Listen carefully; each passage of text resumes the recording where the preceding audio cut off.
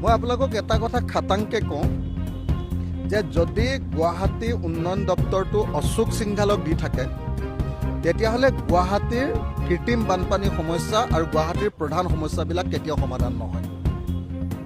মই ভাবোঁ যে অশোক সিংঘাল নামৰ বেপাৰীজনক মানে গুৱাহাটী উন্নয়ন দপ্তৰটোৰ পৰা আঁতৰাই দিব লাগে। কেলৈ তেখেত নিজে এজন বিল্ডাৰ, গতিকে বিল্ডাৰ এজনে তেওঁৰ মানে কি হয় গুৱাহাটীৰ মাটিবিলাক তেওঁ বিল্ডিং পাৰ্মিশ্যন উলিয়াই কাম কৰাটোৱে তেওঁৰ কাম আছিলে, বিল্ডাৰ হয়নে নহয়? সেই বিল্ডাৰজনক যেতিয়া মন্ত্ৰী বনাই দিলে উদ্যোগ ভেটাৰখীয়া পঠীয়া হ'ল নে নাই বাৰু? এতিয়া সেই মন্ত্ৰীজনে ক'ত মাটি আছে, ক'ত মাটি দখল কৰিব পাৰি, ক'ত মাটি লৈ তেওঁ ডাঙৰ বিল্ডিং বনাব পাৰি, ক'ত এপাৰ্টমেণ্ট বনাব পাৰি, ফ্লেট বনাব পাৰি, ক'ত বিজনেছ হাউচ বনাব পাৰি, এইবিলাক ধান্দাত থাকে তেওঁ নব। তেওঁ বেপাৰ কৰিবলৈকে অসমলৈ আহিছিলে হয়নে নহয় ককাবলৈকে? তো তেওঁতো অসমক ভাল পাই অসমলৈ অহা নাই। গতিকে সেই মানুহজনৰ হাতত যদি থাকে তেতিয়াহ'লে তেনেকুৱা ধৰণৰ কথা ক'বই। তেওঁতো ক'বই যে মেঘালয়ৰ পৰা পানী আহিছে, গতিকে মেঘালয়ৰ পৰা অহা পানীয়ে আমি গুৱাহাটীখন যিহেতু সোমাইছে গুৱাহাটীত আমি সেই পানীৰ পৰা ৰক্ষা কৰিব নোৱাৰোঁ। তেতিয়াহ'লে চীনৰ পৰা অহা বানপানীৰ কাৰণে অসমৰ বানপানী কেতিয়াও সমস্যাৰ সমাধান নহ'ব। তেতিয়া অসমৰ পৰা যোৱা পানীৰ কাৰণে কেতিয়াও বাংলাদেশৰ পানী সমস্যাৰ সমাধান নহ'ব। তেতিয়াহ'লে বানপানী সমস্যা এটা অদ্ভুত যুক্তি।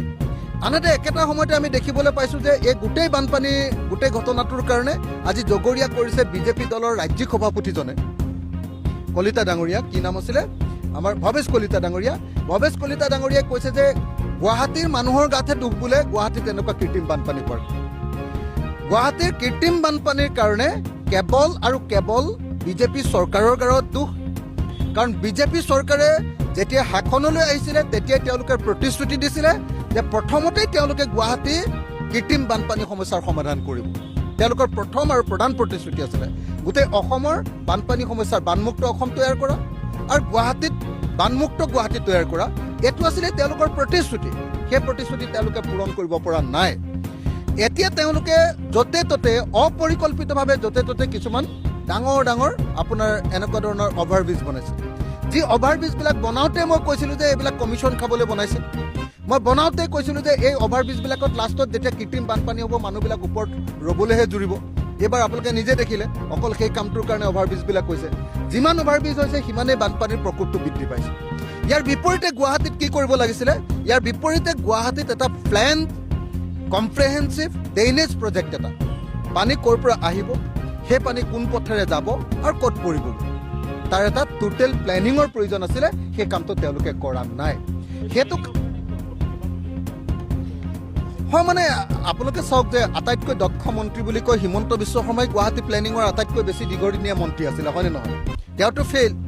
এতিয়া আকৌ অশোক সিংঘালক দিলে, অশোক সিংঘালটো বেপাৰী, তেওঁতো ফেইল হ'বই। হয় মানে অশোক সিংঘালে যিটো কথা কৈ আছে আৰু আমাৰ কলিতা ডাঙৰীয়াই যিটো কথা কৈছে যে ৰঙা পানী আহিছে, ৰঙা পানীৰ পৰা আমি বচাব নোৱাৰোঁ, এইটো আপোনাৰ মেঘালয়ৰ পানী। তো এতিয়া ৰঙা পানীৰ ওপৰত গৱেষণা কৰিবৰ কাৰণেতো আমি মন্ত্ৰী বনোৱা নাছিলোঁ। ক'লা পানী আৰু ৰঙা পানীৰ ওপৰত গৱেষণা কৰিবৰ কাৰণে আমি মন্ত্ৰী বনাইছিলোঁ। কি কাৰণে? যে অসমৰ মানুহে আমি টেক্স দিছোঁ, গুৱাহাটীৰ মানুহে আমি টেক্স দিছোঁ, তোমালোকে ধুনীয়া প্লেনিং কৰি গুৱাহাটীখন বচোৱা, গুৱাহাটীখন প্লেন চিটি তৈয়াৰ কৰা। স্মাৰ্ট চিটি ক'লে কিন্তু স্মাৰ্ট চিটিত আটাইতকৈ পৃথিৱীৰ ভিতৰতে আটাইতকৈ লেতেৰা চিটিখনৰ নামটো হ'ল গুৱাহাটী। গতিকে এই মুহূৰ্তত মই ভাবোঁ যে যদি সঁচাকৈ যদি চৰকাৰখনে এই কাম কৰিব নোৱাৰে ইমিডিয়েটলি আমি অশোক সিংঘালক পদত্যাগ কৰিবলৈ ক'ব লাগে। এই মুহূৰ্তত অসমৰ প্ৰত্যেকজন মানুহে, গুৱাহাটীৰ মানুহে একদম নাইট মেয়াৰ কটাইছে। মানে এনেকুৱা ধৰণৰ দুৰ্যোগ পৃথিৱীত কেতিয়াও হোৱাই নাই। পৃথিৱীৰ চাগে কোনো চিটিত এনেকুৱা ধৰণৰ দুৰ্যোগ হোৱা নাই যে মানুহ সন্ধিয়া 4টা বজাত ওলাই গৈ 4:30 ওলাই গৈ অফিচৰ পৰা ওলাই আহি ঘৰ পাবৰ কাৰণে ৰাতিপুৱা 3টা বাজিছে। এনেকুৱা ধৰণৰ দুৰ্যোগ চাগে পৃথিৱীৰ কোনো মহানগৰত ঘটাই নাই। গতিকে এনেকুৱা ধৰণৰ মহানগৰত দুৰ্যোগ ঘটোৱাৰ কাৰণে অশোক সিংঘালে ইমিডিয়েটলি তেওঁৰ পদবীৰ পৰা পদত্যাগ কৰিব লাগে, তেওঁক খেদি দিব লাগে। আৰু হিমন্ত বিশ্ব শৰ্মাই ডাঙৰ ডাঙৰ কথা কৈ থকাতকৈ এটা প্লেন কৰি এইটোৰ ওপৰত কেবিনেট বৈঠক পাতিব লাগে। ইমান যে কেবিনেট বৈঠক দৈনিক পাতি থাকে, ভোজমেলবিলাক কৰি থাকে, তেওঁলোকে গুৱাহাটীৰ ওপৰত এখন কেবিনেট বৈঠক নাপাতে কি? আৰু মইতো ভাবোঁ যে গুৱাহাটীৰ নাৱৰ ওপৰত কেবিনেট বৈঠক পাতক। তেওঁলোকে বহুত ফেশ্বন শ্ব' কৰি থাকে ন মানে ফেৰিয়াৰ ওপৰত। এতিয়া আচলতে অসমৰ গুৱাহাটীত মানে কেবিনেট বৈঠক পাতিব লাগে নাৱৰ ওপৰত। আপোনালোকে নিশ্চয়তো মনত আছেনে এই যে JCB এখনে যে এনেকৈ JCB এখনত যে ডেকা গাভৰু এসোপাক তুলি লৈ এই যে গুৱাহাটীত যে এনেকৈ ঠেলি লৈ গৈছিল, এই তেনেকুৱা JCB বা ফকলেন এখনৰ ওপৰতে আচলতে হিমন্ত বিশ্ব শৰ্মাই এতিয়া গুৱাহাটীত গুৱাহাটীৰ বানপানী সমস্যাৰ সমাধান কৰিবৰ কাৰণে আচলতে কেবিনেট বৈঠক পাতিব লাগে পৰিস্থিতি এনেকুৱা এতিয়া গতিকে এই মুহূৰ্তত মই বিজেপি চৰকাৰক নিন্দা কৰিছোঁ তেওঁলোকে তেওঁলোকৰ প্ৰতিশ্ৰুতি ৰক্ষা নকৰাৰ কাৰণে আৰু অতি সোনকালে কেবিনেট বৈঠক পাতি তেওঁলোকে এটা কম্প্ৰেহেনচিভ ড্ৰেইনেজ প্ৰজেক্ট ল'ব লাগে আৰু লগতে এই গোটেই বিষয়টোৰ আলোচনা কৰিবৰ কাৰণে অসম বিধানসভাৰ বিশেষ অধিৱেশন আয়োজন